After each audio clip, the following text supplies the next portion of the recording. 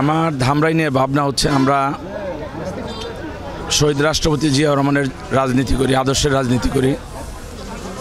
আমাদের রাজনীতির দর্শন শহীদ রাষ্ট্রপতি জিয়াউর রহমানের 19 দফা, দেশনেত্রী বেগম খালেদা জিয়ার ভিশন 2030 এবং আমাদের প্রিয় নেতা বিএনপির সম্মানিত ভারপ্রাপ্ত চেয়ারম্যান জনাব তারেক রহমানের নেতৃত্বে আমরা বাংলাদেশকে সাম্য, মানবিক উন্নয়ন এবং উৎপাদনের রাজনীতিতে বিশ্বাসী এবং আমরা দীর্ঘ 17.5 বছর পতিত স্বৈরাচারের বিরুদ্ধে আমাদের বিএনপির সম্মানিত ভারপ্রাপ্ত চেয়ারম্যান জনাব তারেক রহমানের নেতৃত্বে আমরা যে পতিত স্বৈরাচারকে বিদায় করেছি এবং সামনে আমরা শুধু ধামরাইকে নয় সারা বাংলাদেশে আমরা 31 দফা বাস্তবায়নের মাধ্যমে আমরা সেটা প্রতিফলন ঘটাব।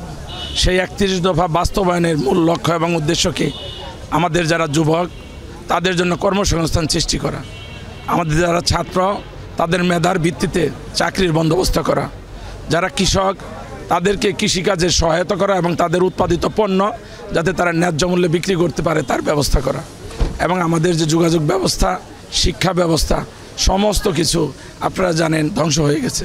সেগুলোকে পুনরুদ্ধার করতে হলে আমাদের 31 দফা বাস্তবায়ন করতে হবে।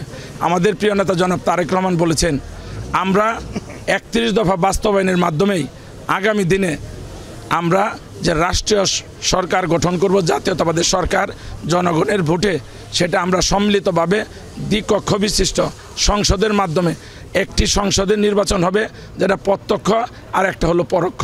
আমরা যারা জনগণের ভোটে নির্বাচিত সংসদ সদস্য হবে সেটার আলোকেই দ্বিকক্ষ বিশিষ্ট একটা সংসদীয় হবে। সেই দ্বিকক্ষ বিশিষ্ট সংসদের যেটা বাস্তবায়ন হবে সেটা হচ্ছে সমাজের যারা সরাসরি রাজনীতির সাথে সম্পৃক্ত নয় কিন্তু বিভিন্ন শ্রেণী পেশার মানুষ বিভিন্ন জায়গায় যারা অবদান রাখতেছেন তারা সরাসরি রাজনীতির মধ্যে আসবে না কিন্তু তারা এই দেশের উন্নয়নের ভূমিকা রাখবে। সেই উন্নয়নের ভূমিকার মধ্যে কারা থাকবে সেটা হচ্ছে আপনার বিভিন্ন শ্রেণী পেশার মানুষ, শিক্ষিত মানুষ, যারা এক্সপার্ট, যারা শিক্ষক, যারা ইঞ্জিনিয়ার, যারা ডাক্তার, বিভিন্নভাবে বিভিন্ন সেক্টরে যারা আছেন, যাদের এই সেক্টরকে কাজে লাগানোর জন্য সামনের যে উন্নয়ন, যে উৎপাদন সেটাকে কিভাবে তারা বিকশিত করবে এবং এই কাজগুলোকে কিভাবে বাস্তবায়ন করবে, এইটাকে যদি আমরা বাস্তবায়ন করতে পারি তাহলে যারা রাজনীতি করে তারা শুধু নয়, সমাজের যারা ভালো ভালো লোক তারা যখন এই সংসদের মধ্যে ভূমিকা রাখবে, আইন থেকে শুরু করে উন্নয়ন থেকে শুরু করে সবখানে যখন তাদের আপনার অংশীদান থাকবে তখন এলাকার উন্নয়ন করতে অনেক সহজ হবে এবং সেইখানে কোনো দুর্নীতির কোনো সুযোগ থাকবে না। এবং আমাদের নেতা জনাব তারেক রহমানের লক্ষ্য এবং উদ্দেশ্য একটি, সেটা হলো সকল শ্রেণীর পেশার মানুষকে নিয়ে একটি সুন্দর সাম্য, মানবিক একটি রাজনীতি করা এবং সমস্ত শ্রেণী পেশার মানুষকে ঐক্যবদ্ধ করা, যাতে যে পতিত স্বৈরাচার সরকারের যে দুর্নীতি, স্বজনপ্রীতি, খুন, গুণ সেগুলোকে আমরা ভুলে যেতে চাই এবং সেই ভুলানোর জন্যই আমাদের নেতা তারেক রহমানের লক্ষ্য এবং উদ্দেশ্য হলে 31 দফা বাস্তবায়ন এবং সেটা আমরা ইনশাল্লাহ করব। আর ধামরাইয়ের কথা যেটা বলছেন, আমি রাজনীতি করি, আমি দীর্ঘদিন ছাত্রদলের নেতৃত্ব দিয়েছি, এই থানার, কলেজের, আপনার সেন্ট্রালের, জেলার, এখন আমি যুবদলের সভাপতি হিসেবে আছি। এর আগে আমি সাধারণ সম্পাদক ছিলাম। আমি যেহেতু মনে করেন দীর্ঘদিন প্রায় 30-32 বছর ধরে এই দলের সাথে সম্পৃক্ত আছি আর আমার বাড়িটা ধামরাই, আমি ধামরাইয়ের উন্নয়নের ক্ষেত্রে শুধু রাজনীতিকে নয়, আমার মূল লক্ষ্য এবং উদ্দেশ্য থাকবে উন্নয়নের ক্ষেত্রে যারা সমাজের ভালো ভালো শিক্ষিত লোক, সমাজের যারা শিক্ষক, যারা ইঞ্জিনিয়ার, যারা ডাক্তার, বিভিন্ন শ্রেণী পেশার মানুষ, তাদেরকে নিয়ে একটি সুন্দর একটি ধামরাই বিনির্মাণ করব। যেইখানে শিক্ষা সেক্টরে যারা ভালো তাদেরকে আমরা স্কুলের মধ্যে, স্কুলের যে শিক্ষা ব্যবস্থা আছে সেইখানে তাদেরকে সম্পৃক্ত করব। যারা মনে করেন সমাজে সুযোজন তাদেরকে সমাজের উন্নয়নমূলক কর্মকাণ্ডের সাথে আমরা অংশগ্রহণ করব। প্রত্যেকটা সেক্টরে ভালো ভালো মানুষকে নিয়ে রাজনীতির বাইরেও আমরা এমন একটা পরিবর্তন আনবো যে রাজনীতির মধ্যে আপনার প্রত্যেকেরই অংশীজন থাকবে এবং সেটার মাধ্যমেই আমরা ধামরাইকে উন্নয়নের একটা অগ্রযাত্রা একটা নিয়ে যাব। আমি একটা জিনিস বিশ্বাস করি, আমাদের নেতা শহীদ রাষ্ট্রপতি জিয়াউর রহমানের যে আদর্শ সেটাকে যদি আমরা প্রত্যেকটা নেতাকর্মী ধারণ করতে পারি, লালন করতে পারি, আমি বিশ্বাস করি বাংলাদেশ পরিবর্তন হবে। এইখানে আমাদের ধামরাইয়ের বংশীয় নয়, শুধু ধামরাইয়ের অনেকগুলো সেক্টর আছে, খাল বিল, যেমন এই যে আমাদের এই পাশেই একটা খাল ছিল, সেটা কালের পরিক্রমায় আজকে বন্ধ হয়ে গেছে, দখল করছে যারা দখলদার তারা করেছে। এখন পতিত স্বৈরাচার 17.5 বৎসর আপনি শুধু নদীকে নয় মানুষের ভিটে বাড়ি পর্যন্ত দখল করেছে। আমরা চাই সেগুলোকে পুনরুদ্ধার মাধ্যমে গণতান্ত্রিক পথে জনগণের ভোটের মাধ্যমে নির্বাচিত সরকারের মাধ্যমে ভোটের যে অধিকার যখন প্রতিষ্ঠিত হবে তখন জনগণের কাছে জবাবদিহিতা থাকবে। আর জনগণের জবাবদিহিতার জন্য এই সমস্ত কিছুই করতে হবে, কারণ বিএনপি হচ্ছে জনগণের রাজনীতিতে বিশ্বাসী, কারণ জনগণই হচ্ছে সকল ক্ষমতার উৎস, সেটা আপনারা ভালো করে জানেন। আমাদের প্রিয় নেতা শহীদ রাষ্ট্রপতি জিয়া রহমান বলেছেন জনগণই সকল ক্ষমতার উৎস। ধামরাইতে যখনই আপনার নির্বাচন হয়েছে, প্রতিটা নির্বাচনে সুষ্ঠু নির্বাচনে আমাদের ধানের শীষের প্রতীক পাশ করেছে। এইখানে কোনো ব্যক্তি বা গোষ্ঠীর কোনো স্থান নাই। ধামরাইয়ের মাটি হচ্ছে শহীদ রাষ্ট্রপতি জিয়া রহমানের ঘাঁটি। ধামরাইয়ের মাটি আমাদের মা দেশনেত্রী বেগম খালেদা জিয়ার ঘাঁটি। ধামরাইয়ের মাটি আমাদের বিএনপির সম্মানিত অভিভাবক, বিএনপির ভারপ্রাপ্ত চেয়ারম্যান জনাব তারেক রহমানের ঘাঁটি। ধামরাইয়ের মাটি হচ্ছে ধানের শীষের ঘাঁটি। আমি আপনাকে একটা কথা বলতে পারি, ধামরাইতে ধানের শীষ জয়যুক্ত হবে, তারেক রহমানের নেতৃত্ব প্রতিষ্ঠিত আছে এবং থাকবে। ধামরাইতে 17.5 বৎসরে একমাত্র থানা যেইখানে তারেক রহমানের ঘোষিত প্রতিটা কর্মসূচি এইখানে ইনশাআল্লাহ আমরা বাস্তবায়ন করেছি, এবং আজকে সেটা সমাবেশের মাধ্যমে আপনারা যারা আজকে মিডিয়ার ব্যক্তিত্ব আছেন তারা সবাই সেটা দেখেছেন। এবং আমি আপনাকে বলতে পারি ধামরাইতে বিএনপির যতগুলো নির্বাচিত সংসদ সদস্য হবে জনগণের ভোটে, তার মধ্যে ব্যাপক ব্যবধানের মাধ্যমে ধামরাইতে এইখানে বিএনপি জয়যুক্ত হবে, ধানের শীষ জয়যুক্ত হবে। এইখানে কোনো ব্যক্তি বা গোষ্ঠীর কোনো স্থান কখনো ছিল না, ভবিষ্যতেও থাকবে না ইনশাআল্লাহ। আপনি যদি 31 দফায় যান, আপনি যে কথাটা বললেন যে যুবকদের জন্য কিন্তু এইখানে কথা উল্লেখ করা আছে। সেখানে কি কথা বলা আছে? আমরা ওই সমস্ত যুবক যারা শিক্ষিত, যারা দীর্ঘদিন বেকার, তাদেরকে আমরা কারিগরি শিক্ষায় আমরা এক্সপার্ট করব।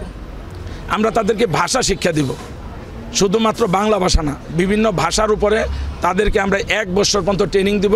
এবং 1 বছর আমাদের সরকার যদি ক্ষমতায় আসে ইনশাআল্লাহ আমগো তারেক রহমানের নেতৃত্বে আমরা তাদেরকে বেকার ভাতা দিব 1 বছর, এবং আমরা তাদেরকে কর্মসংস্থান করব। আর কর্মসংস্থান বলতে শুধু এই দেশে নয়, আমরা বিদেশেও তাদের সাথে সুসম্পর্ক রেখে আমরা সেটাকে বাস্তবায়ন করব।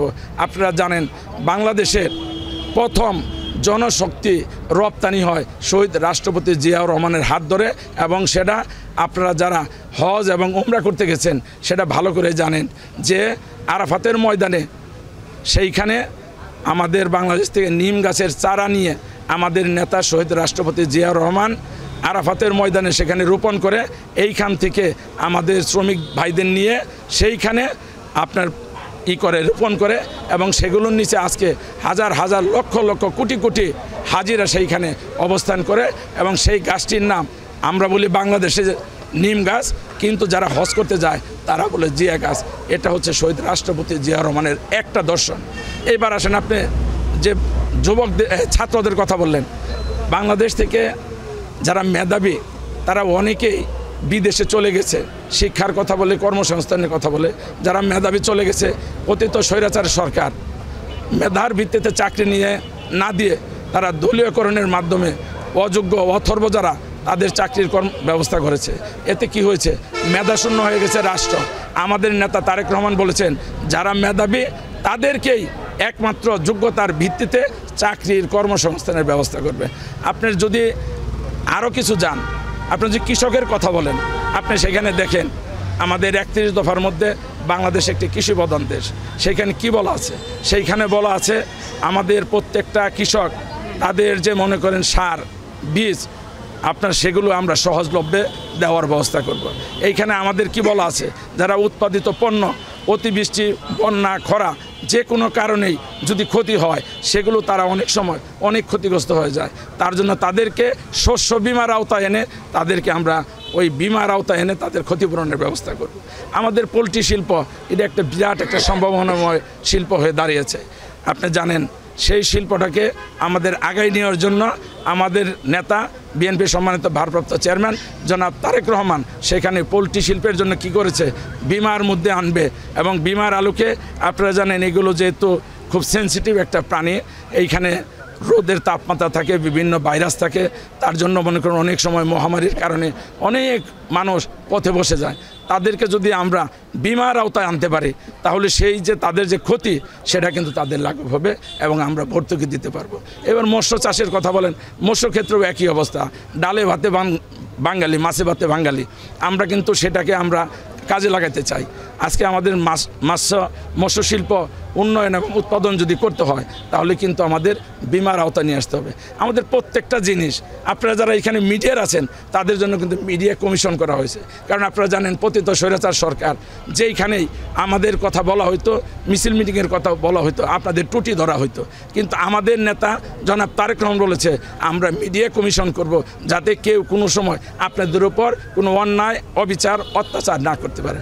আপনারা প্রত্যেকটা সেক্টরে আপনি যান, আজকের যে মনে করেন অন্তর্বর্তীকালীন সরকারের যে মনে করেন উপদেষ্টা যারা আজকে অনেক সংস্কার বলতেছে, সংস্কার তো শুরু করেছে আমাদের নেতা শহীদ রাষ্ট্রপতি জিয়াউর রহমান 19 দফার মাধ্যমে। আমাদের নেত্রী দেশনেত্রী বেগম খালেদা জিয়া সংস্কার করেছেন বাংলাদেশের তত্ত্বাবধায়ক সরকার প্রবর্তনের মাধ্যমে। আমাদের নেতা জনাব তারেক রহমান আজ থেকে নয় 3 বছর পূর্বে যখন কোনো রাজনৈতিক দল এই পতিত স্বৈরাচারের বিরুদ্ধে কথা বলতে পারে নাই, রাষ্ট্রের সংস্কারের কথা বলতে পারে নাই, তখন আমাদের নেতা জনাব তারেক রহমান প্রথমে 27 দফা আপনার রাষ্ট্র কাঠামো মেরামতের রূপরেখা দিয়েছেন এবং যখন আমাদের 27 দফার পরে বিভিন্ন গণতান্ত্রিক রাজনৈতিক দল ডান বাম সকল শ্রেণী পেশার মানুষকে নিয়ে যখন অনেকগুলো প্রস্তাব আসলো, সেইখানে আমাদের সংস্কারের প্রশ্ন আসলো, তখন আমরা 31 দফা রূপরেখা দিয়েছি। আমাদের নেতা বলছেন আমরা তো আজকে না, আমরা তো নিজেরাই বলছি সংস্কার। আজকে আপনার অন্তর্বর্তীকালীন সরকারের যে উপদেষ্টা যারা আজকে সংস্কারের কথা বলেন, আপনি একটা জিনিস দেখেন, প্রত্যেকটা সংস্কারের কথা কিন্তু আপনার আমাদের নেতা জনাব তারেক রহমান 2 বছর পূর্বে বলছে। যে কমিশনগুলো গঠন করছে, যে সংস্কারের কথাগুলো বলা হচ্ছে, প্রত্যেকটা তত্ত্বাবধায়ক সরকারের সংস্কারের কথা আসছে, স্থানীয় সরকার, সেগুলো আমাদের মধ্যে আছে 31 দফার মধ্যে। আপনি যদি বলেন 2 টার্ম প্রধানমন্ত্রী পরপর থাকতে পারবে, তার বেশি থাকতে পারবে না, সেইখানেও তো আমাদের নেতা তারেক রহমান 31 দফার আলোকে 2 বছর পূর্বে বলছে। আপনি যদি বলেন জুডিশিয়াল যে ব্যাপারটা, সেটাও তো আমাদের 31 দফার মধ্যে আছে। আপনার এই যে সংবিধানের ব্যাপারে অনেকগুলো কথা আসছে, যেগুলো কেটে ছেটে পরিবর্তন করে একটা রাষ্ট্রপতি এবং প্রধানমন্ত্রীর মধ্যে যে ভারসাম্য, সেটার জন্য কিন্তু আমাদের নেতা তারেক রহমান উত্থাপন করেছে। আপনাকে আমি যদি বলি, আমি প্রত্যেকটা কথা আমি স্পষ্টভাবে বলতে পারবো, সংস্কার যারা করে তারা আসলে এটা সংস্কারের নামে একটি মাত্র কাল বিলম্ব করে মানুষের দৃষ্টিকে ভিন্ন দিকে প্রভাবিত করতে চাচ্ছে। আমার কথা স্পষ্ট, আমাদের নেতা বিএনপি সম্মানিত ভারপ্রাপ্ত চেয়ারম্যান তারেক রহমান 31 দফার আলোকে যে সংস্কারগুলো দিয়েছে, সেগুলোর চেয়ে যদি ব্যতিক্রম তারা কিছু করতে পারে তাহলে আমাদের কথা ছিল। আমাদের নেতা তারেক রহমান যে সংস্কারগুলো দিয়েছে সেগুলো নিয়েই তো আলোচনা হচ্ছে এবং একটা নির্বাচিত সরকার ব্যতীত কখনো কোনোদিন কোনো সরকার এই 31 দফা বলেন আর যতগুলো বলেন, তাদের যে 6 দফা, তাদের যে অনেকগুলো কথা, প্রত্যেকটা জিনিস রাজনৈতিক সরকারের পক্ষে বাস্তবায়ন করা সম্ভব, কারণ রাজনৈতিক দল থাকলে তাদের মধ্যে কি থাকে, জবাবদিহিতা থাকে। কিন্তু পতিত স্বৈরাচারের 17.5 বছর কোনো জবাবদিহিতা ছিল না, বিদায় কিন্তু তারা কোনো সংস্কারকে গুরুত্ব দেয় নাই। এর জন্য আমার কথা হচ্ছে, আমাদের নেতা তারেক রহমানের নেতৃত্বে ইনশাল্লাহ আমরা জনগণের ভোটের অধিকারে নিয়ে যে আমরা রাজপথে আছি, আমরা সেটাকে বাস্তবায়ন করব। আমাদের নেতা তারেক রহমানের নেতৃত্বে সাম্য, মানবিক উন্নয়ন এবং উৎপাদনের যে রাজনীতি, সেটার যিনি নেতৃত্ব দিচ্ছেন আমাদের প্রিয় নেতা জনাব তারেক রহমান, আমরা সেটাকে বাস্তবায়ন করব। জনগণের ভোটের অধিকার এবং বাংলাদেশের মানবাধিকারের যে উন্নয়ন, সেটাকে আমরা এগিয়ে নিয়ে যাব এবং ধামরাইয়ের প্রশ্নে আমরা সবাই এক এবং অভিন্ন। আমরা প্রত্যেকটা রাজনৈতিক দলকে আমরা আহ্বান করব, যারা গণতান্ত্রিক রাজনৈতিক দল পতিত স্বৈরাচার ব্যতীত, আমি সবাইকে আহ্বান করব, আমরা 17.5 বছর যে আন্দোলন করেছি, সংগ্রাম করেছি, সেই আন্দোলন সংগ্রামের মূল যে চেতনা, সেটাকে আমরা যেন ধারণ করি, আমরা যেন ভিন্ন হাতে প্রবাহিত না হই। এটাই হচ্ছে আমার মূল কথা।